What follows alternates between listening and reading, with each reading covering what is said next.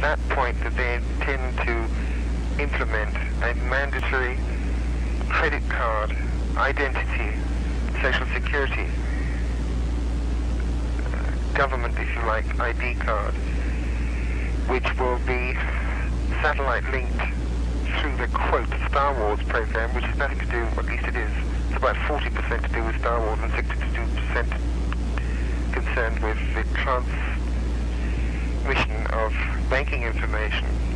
But because of the plan that they're initiating, as we've heard tonight, they will go directly from the present currency to a debit card and a number which is required to be taken if you're to do business. And those of you who know the Scriptures know that God has already said it would take place.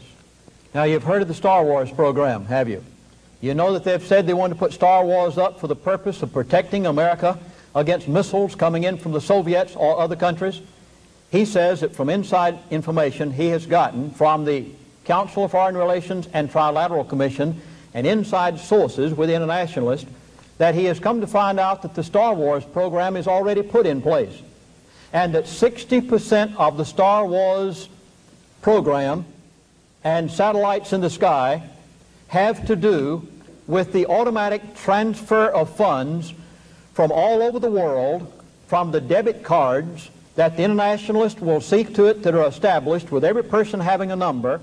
And Star Wars is for the purpose of satellite transfer of all of that information into a central computer base where the world will be instantaneously controlled financially, and the American taxpayer paid for the Star Wars program to initiate the international bankers, international credit card system and number system that will be initiated. And only 40% of the Star Wars program, he says, has anything to do with defense. 60% was put up there for the purpose of the international bankers' transfer of computer information. And we taxpayers paid for it.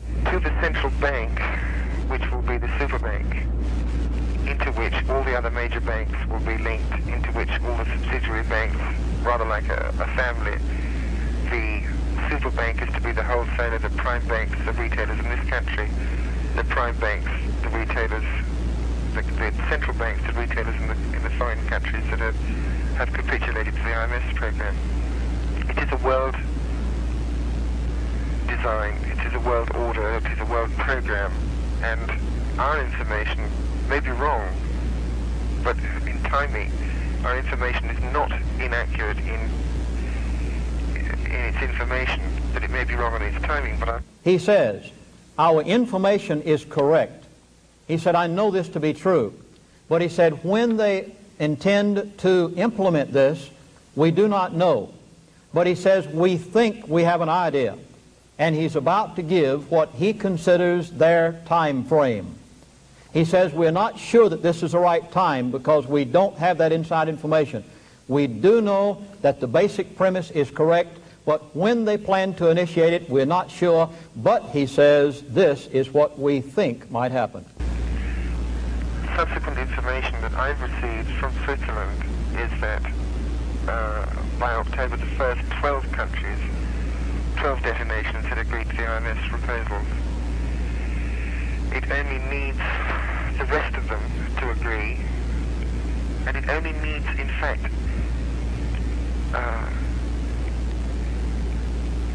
5% of the total detonations, 1/20th, to equal all of the deposits in the banks of the Saudis. Because of this 20-to-1 ratio, it works in contrary reverse.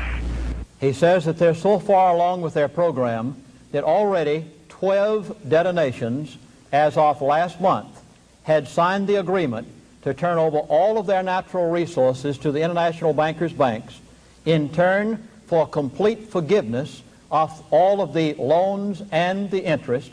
And he says they only need so many more nations before they can declare the Arabs bankrupt. The Arab source that verified this information for us in December of 1986 said that the top leaders in the Arab world know this story, are scared to death, don't know what to do about it, They don't know how to tell the American people. They don't know how to get the information out. But he verified that this material is true, and I personally talked with the man in New York myself who went to the Sheikhs and Sheiks, and they said to him, what Jonathan May says is so, and now he says... So it doesn't need very many foreign nations to agree to the IMF's proposals for the total volume of money owed to equal the total volume of money on deposit from the Saudis. In fact, only 1/5 of the total debts, I'm sorry, 1/20th of the total debts will do that, 5%.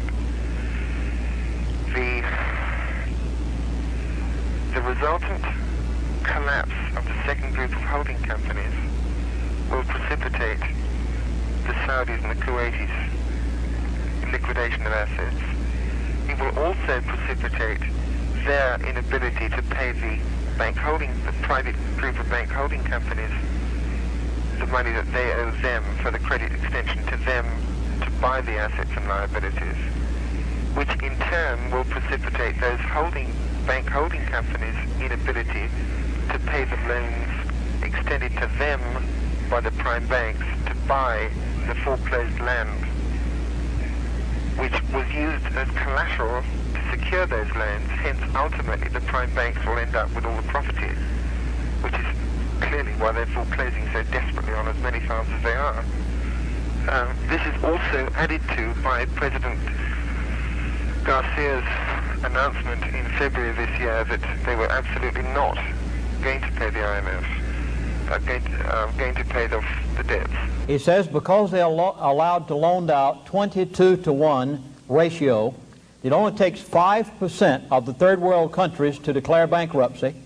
When they do and accept the plan of the international bankers, only 5%, which only requires a few more nations, then they can declare the bank holding companies bankrupt, the Arabs bankrupt, and initiate their plan because of the contrary reverse of the 22-to-1 loans. Only 5% of the third world countries could basically declare the world bankrupt and in the ownership and the hands of the international bankers. When this program is initiated and in place, it will wind up with the international bankers owning all mortgaged property. What will that do to the United States of America and the world? And what control will they have when they initiate their debit card and their automatic number that's required because the country is devastated? You notice that all of this is to their advantage because now they will own the majority of the United States of America, control the Arabs, and by a 30-year program of manipulation will have brought the peoples of the world under their control. Just today, I was told that Congressman George Hansen said to a gentleman who is in the audience tonight, only last week, that we have less than 1 year to inform the American people and turn this situation around, or we can consider ourselves forever slaves. Now, I know it looks like a bleak picture, but it's not, because you're here tonight. You are America. You are we the people, right? Right. Not we the sheeple. Right. And there are some of you here who are not going to stop until we stay free. And Lindsey Williams is one of them. That's the reason that I dared tonight to give, in what I consider one of the most knowledgeable areas of America, to an audience such as you, for the first time, the story of Jonathan May. Because I believe that here tonight, we can start something that can spread across this country, and we can stop their little Ponzi game. The Arabs already know about it. There is something we can do about it. John Bergen, the very elite businessman in Minneapolis, Minnesota, was so disturbed when he heard this, and he was so moved until he took 1 full week out of his busy schedule managing a large firm and went to Washington himself personally. He tried to contact every senator who would listen to him and tried to tell him the story of Jonathan May. He personally stayed there and begged them to listen to his story before some catastrophic event took place in America. He had already verified it with the Arabs. Now, if you will contact your congressman, will you please tell them that America is in jeopardy and that if they ever cared anything about their position, they had better do something now. If you happen to watch the movie or the video America, you watched them shoot, as they said hypothetically, the congressman in Washington. It could happen. Who will go first when they take over? The people who are in power. They are the very people who have the most to lose. You and I have much to lose. We have to do something. We cannot stop.